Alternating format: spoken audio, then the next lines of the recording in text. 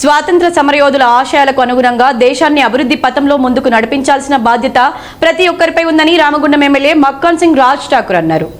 స్వాతంత్ర దినోత్సవ వేడుకలను పురస్కరించుకుని రామగుండం ఎమ్మెల్యే రాజ్ ఠాకూర్ ముందుగా ఎమ్మెల్యే క్యాంపు కార్యాలయంలో జాతీయ జెండాను ఆవిష్కరించారు.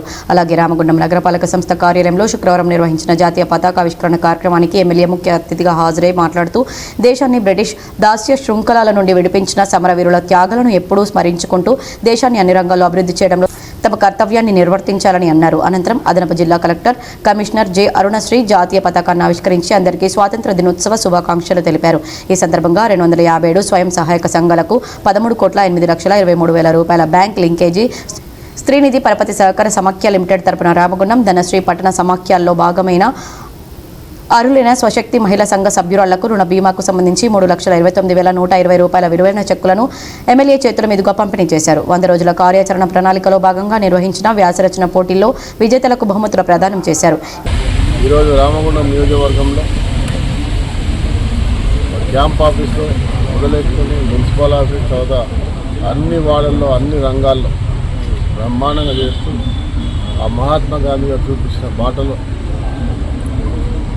శాంతియుతంగా ఈ దేశాన్ని అత్యున్నత స్థాయికి తీసుకెళ్ళడానికి అనేక సంస్కరణలు తీసుకొచ్చిన ఆ రోజు మొట్టమొదటి ప్రభుత్వం చాచా నెహ్రూ గారు, అంబేద్కర్ గారు, ఫూలే గారి సిద్ధాంతాలు ఇవాళ సంవిధాన్ని ప్రజాస్వామ్యంలో అంబేద్కర్ రచించిన రాజ్యాంగాన్ని అమలు చేసే విధంగా వారి ఆశయాలను కొనసాగిస్తూ ముందుకు పోతాం.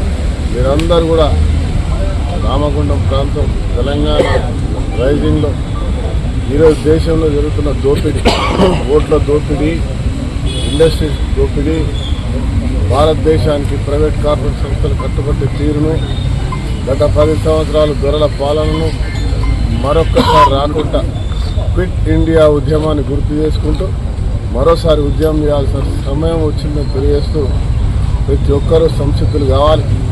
భారత్ మాతాకి జై.